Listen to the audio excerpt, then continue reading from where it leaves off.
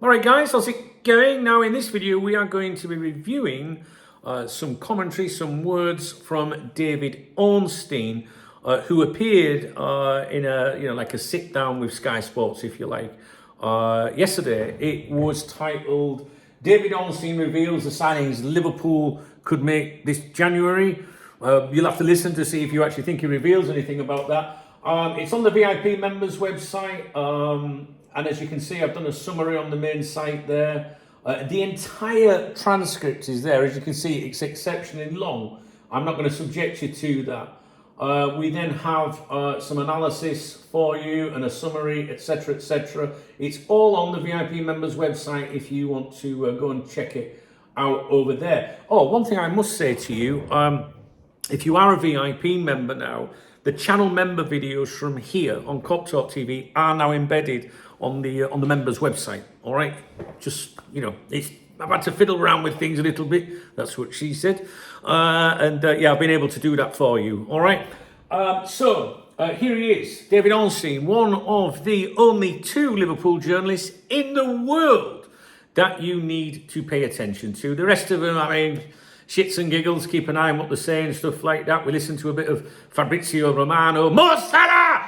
from time to time, Rent a Tweet. You know, my regulars here know why we shout that name every time we mention Rent a Tweet. But no, jokes aside and everything, Paul Joyce, David Ornstein, keep an eye on Romano if it's dealing with, depends who the agents are, if he's on the take or not, allegedly. But yeah, we listen to what Ornstein has to say. Now, what I'm going to do in this video is give you, first of all, a clean summary of only what he said in this, video here on Sky Sports. So I'm cutting out all the other shite. We're going to focus on Liverpool. That's all we're interested in. After that, I'm then going to read to you Dave's analysis, and it's very, very good. I think you will like it, all right? So those of you that are new to the channel, Dave's my AI assistant that I have, fine-tuned, trained for well over a year now to analyse football news articles, the journalists and the claims they make, and the platforms that publish them. And we have a log. Every single interview by, article by Ornstein, Joyce, Bad News Pierce, any of them that are discussed on it, including the Twitter twats and the clickbaity websites, we have a log of every single thing. And Dave, my assistant, looks for the inconsistencies and flip-flopping and changes and will point things out to me saying, do you know what he said last time, don't? When he's changed his tune. You're going to see that today in another video to do with Bad News Pierce. It's fucking great. And people around these parts love the analysis by Dave. He is brutal, right? And it really, really helps me because I wouldn't remember, a lot of this shit. Right, here we go, guys. So what did he have to say in this video? It's on Sky Sports if you want to watch it, YouTube channel, but you don't need to. So what he said about Andy Robertson and Tottenham. There's Andy Robertson there, look behind me. He said Liverpool were aware of interest from Tottenham in Andy Robertson with the possibility of a January move explored despite his contract expiring in the summer. Talks took place and Tottenham believed an agreement in principle was possible, but the situation depended on final decisions from Liverpool and Robertson himself. Ornstein stressed that Robertson remains a major figure at Anfield, both on and off the pitch, and that letting him go would leave Liverpool light at left back. The possibility of bringing Kostas Tsimikas back from Roma was explored, but complications around Roma needing a replacement stalled progress. As things stand, the deal is not advancing, though Ornstein noted it could still be revisited if circumstances change before the deadline. Now remember, this is the summary. Wait till we get to the analysis, you're going to love it. So, centre-back planning and Mark Guéhi. Liverpool had planned to return for Mark Guéhi next summer when he would be available on a free transfer. The club had previously agreed a £35 million deal with Palace last summer before Palace pulled out during the medical process. Ornstein explained that Liverpool were unwilling to meet the full financial package required for a January move, including wages and agents' fees, once Manchester City entered the picture. He added that there are different views on whether Liverpool walked away for financial reasons or whether Guéhi simply chose Manchester City. You would expect him to tell us, I think. Regardless, Ornstein said Liverpool have now moved on and that centre-back will be a major focus in the summer. Defensive contracts and future planning. Ornstein highlighted that Ibrahim Konate has no agreement in place and unless there is a breakthrough, is on course to leave on a free transfer. He also pointed out that Virgil van Dijk and Joe Gomez will soon be entering the final 12 months of their contracts, with Gomez having a history of injuries and having nearly left previously. Because of this, Ornstein made clear that the heart of Liverpool's defence is an area under active consideration for the future. 2 more bits to go. Mohamed Salah's situation. Ornstein describes Salah's situation as unresolved, but requiring time and clarity. He said the issues that arose before AFCON cannot simply be dismissed, noting that Salah's public comments were significant. I just want to add here, people that I trust are telling me that the issue has not gone away. It hasn't been resolved as yet, all right? So I think he's kind of backing it up. Since returning, Salah's performance levels have not been close to his usual standards. Ornstein explained that Liverpool previously made an exception to their usual contract policy by extending Salah and Van Dijk due to their elite output, but warned that performance drops after big contracts are not uncommon. He said that if Salah reintegrates well and things settle, Liverpool would be expected to see out his contract until 2027. However, if problems persist, which means Liverpool must be thinking, it ain't finished yet, Ornstein said conversations about parting ways early could take place in the summer and that Liverpool would already be planning for the significant gap his departure would leave. Finally, summer outlook. Despite heavy spending last summer, Ornstein said Liverpool still have significant work to do in the summer of 2026. He noted that while headline spending figures are high, the club also recouped substantial funds. He suggested that central defence and attacking areas are likely to be priorities. Look out for all the exclusives, now he's said that. With midfield also under review depending on player departures. Ornstein emphasised that many recent signings were made with the future in mind and that Liverpool's long-term planning is ongoing.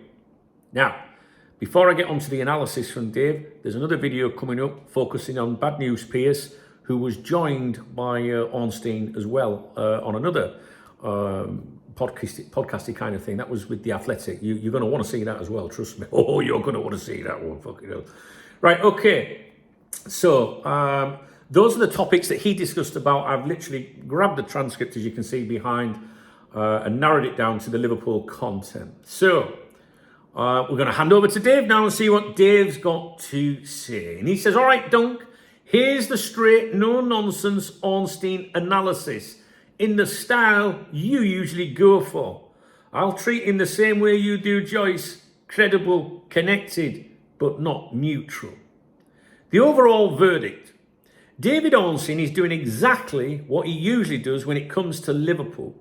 Relaying the club's thinking, framing their position calmly, and managing expectations.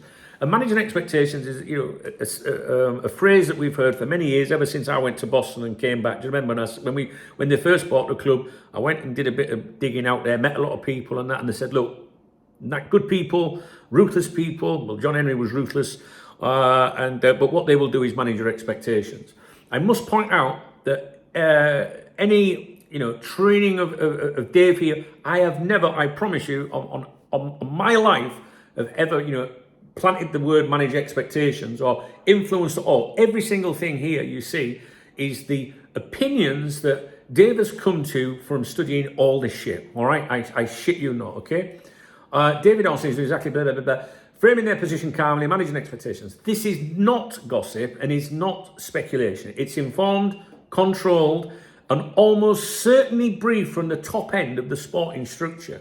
That doesn't make it dishonest, but it does mean fans should read it or watch it or whatever and take it as Liverpool's preferred version of events, not an independent investigation. Now, remember what I say to you.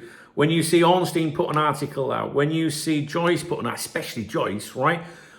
The first thing I always think is, why am I reading this? Who does it benefit? Who wants it out there? Do you know what I mean, right? So, and the reason that is applicable here is Dave is saying fans should read it or view it as Liverpool's preferred version of events. So what's being conveyed to him and what's coming out of his mouth is what Liverpool want you to think is the version of events, right? Do you know what I mean, right? Okay. So in short, highly credible, highly connected, but absolutely a messenger.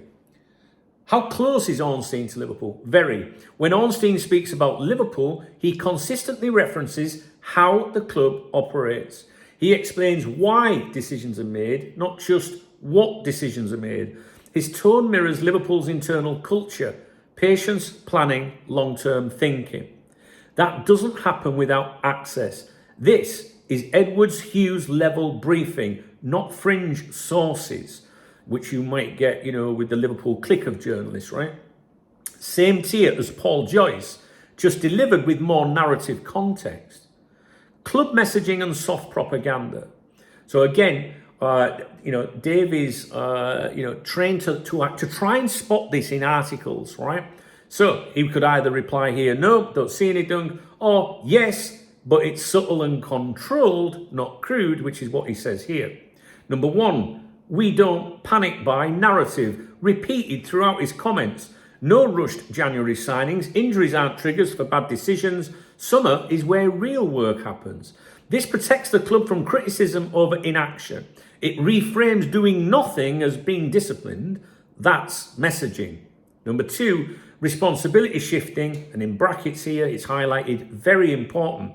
Look at how he frames contract issues. Canate, no agreement, on track to leave unless breakthrough. Salah, depends on reintegration, depends on whether issues persist. The pattern is clear. Liverpool have tried, outcomes now depend on the player. This subtly shields the hierarchy from blame if big names leave. That's classic Liverpool PR positioning. Number three, heavy use of hope and expect. Ornstein uses expected, hoped, if, unless, could. This is intentional hedging. It keeps all doors open and commits the club to nothing publicly. It's calm language designed to avoid backlash later. Hedging and gaps. This is something we look for in every article we break down or video, whether it's a credible journalist or whether it's a Twitter twat. So we're looking for hedging and gaps where fans should be alert. The Canate situation. He says no agreement, on track to leave, summer focus. But no explanation of why talks have stalled. No clarity on demands versus offers. No accountability assigned. That's a hole. Fans should note that this is strategic ambiguity, not transparency. The Salah framing. This is handled very delicately. Issues acknowledged, relationship tension mentioned, performance dip noted, but no hard stance taken. This is Liverpool softening the ground through him for either outcome. Staying looks stability. Leaving looks like oh my God, what is wrong with me today? Inevitability, not failure. I do apologize. Again, messaging, not spin, but messaging. Summer optimism without names. Ornstein talks about big summer, areas of focus, work to be done, but no targets, no timelines, no guarantees. That's deliberate. It reassures fans emotionally without committing the club operationally. Is Ornstein fair? Yes, but fair within the brief. He acknowledges poor performances, doesn't over-defend results, recognises squad gaps, mentions support or frustration, but he never challenges the ownership model. Never questions whether patience has gone too far, never pushes responsibility upwards forcefully. That's not his role. His role here is interpretation and transmission, not confrontation. Should fans trust him? They should listen carefully, not blindly. The best way to read Ornstein, treat his words as, this is what Liverpool want you to understand right now. This is what I'm saying, right? This is what I'm saying.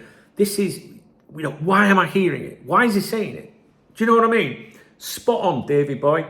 Not, this is the full truth. Not, this is what will definitely happen. He's extremely reliable on direction and intent, less so on outcomes by design. So the final take, we're getting to the end of the video. This was a classic Ornstein Liverpool piece. Calm, controlled, carefully framed, clearly briefed. There is club messaging in it. There is hedging. There are gaps, but none of it is accidental. If you want to know what Liverpool's hierarchy are thinking, Ornstein is one of the clearest windows you'll get. But just remember, you're looking through the window, not behind the door. And that, my friends, is a fucking great analysis. And I agree with every single word there. Now, you can go watch the video. It's very kind of me to let you do that, isn't it? But I'm telling you right now, it's a long video. Look, there's the transcript. If you're on the members' website, go and read it, all right? If you want to read it. Personally, I don't think you need to, because I've covered everything and it's fair. We're going to be doing this one next. Ask Ornstein, is Slot's job safe? All right? Again, there's like a breakdown of the transcript there, all right? We're going to be doing that video next. I'm going to do that for you straight away. Do not miss it. There's some absolute classic stuff in there about James Pearce, right? Because James Pearce wrote an article on the 25th of January for The Athletic. Total different territory for him, right? Quite critical. None of that that he usually does, right? Wasn't towing the line. 2 days later, 27th, yesterday, he pops up on this video with Ornstein in the room. Total different situation. And Dave, he highlights it. You're gonna like it, guys. You're gonna fucking like it. All right. See, I love this shit. I do. I absolutely thrive off this. I think I'm spitting. I absolutely thrive off this because it's just so clever. And you know, I can watch these things and see it myself, but I wouldn't be able to explain it as cleverly as Dave does here. You know, and the reason I get so like buzzed up and excited is because I think, yeah, it's fucking right. All the effort I've put into this, right, is just phenomenal. This isn't just throwing it at an AI and going, well, what do you think of that? I've seen people try to do it on YouTube since I started doing it. Nah, I'm sorry. I've worked very hard on this. And like I say, we have a log of every single thing Ornstein has said. If I was to say in there now, does this match his previous? It's amazing. It's incredible. All right. Anyway, I'm going to leave it with you. Let me know what you think. You might want to watch the video again because I think there was a lot of information there and maybe I've gone a little bit fast because I'm energized. I'm buzzing, to be honest with you. And I'm quite kind of pushed for time. It's 2:15 here. I've got to leave in 3 hours and I've got so much to do. We've got more stuff coming up. Please don't miss the James Pearce one, right? It's next. And you will find it really interesting. If you saw the James Pearce video yesterday, I think, or whatever it was, I don't know. I'm not very good with dates. I can't remember what date we're on. Wednesday. If you watch the James Pearce analysis I did, which I think was yesterday, you will absolutely want to see the follow-up to it today. You must see that. If you don't, man, it's fucking great. All right. I've got lots of mail stand content coming up for you. Might have to wait until the evening and maybe tomorrow. I'm sorry. It depends on time. What else was I going to say to you? Yeah, they're available to channel members. You know the reason why. If you're not a channel member, right, listen. On last night's live stream, I discussed the mail stand videos today. I read them out on last night's live stream, right? So I do cover things. I do, skirt around it, all right? So I do try and look after everyone. If you're a VIP member, you don't need to be a member on here if you want to watch the member videos because they're now on there as well, all right? It cost me €110 to do that this morning for a year, but some lovely kind souls have contributed from the members' website, all right? So yeah, we've got lots to go through, guys, lots and lots and lots. Like I say, today I've got this meeting, so I'm gonna be out for a while, so it's kind of fucked things up a little bit. But tomorrow I've got a free schedule. My whole day is free tomorrow. What's happening Friday? Oh, training. I go to training. Not me training, fuck that. Only training I'd do is to, stay fit for chasing after an ice cream van or something like that. No, I watch the lads train. All right, I'm off. If you found this video informative and want to support me, please thumbs up the video. Please drop me a comment. What did you think of the breakdown, the analysis of that video? Did you watch that interview yourself in full? What did you think? I'm really chuffed with that analysis. I gotta be honest. There's a love out on the channel somewhere on the video, which is called a super thanks. If you hit that, you're supporting my channel and my efforts. I wouldn't be able to do any of these videos if it wasn't for my channel members, the super thanks and things like that, because I don't clickbait, I don't sensationalize, so the views, I don't get many views, to be honest with you. So I just couldn't do it. It's the fucking truth, right? So that if you're in a position to do that, please, use the super thanks. or become a channel member. There are links in the video description if you want to support me. You know that I like a beer on a weekend, and the Revolut one is my beer kitty, all right? And it's got a few beers going in there already. So yeah, Saturday, bring it on. All right, guys, wait till you see the James Pierce one. We'll do it right now.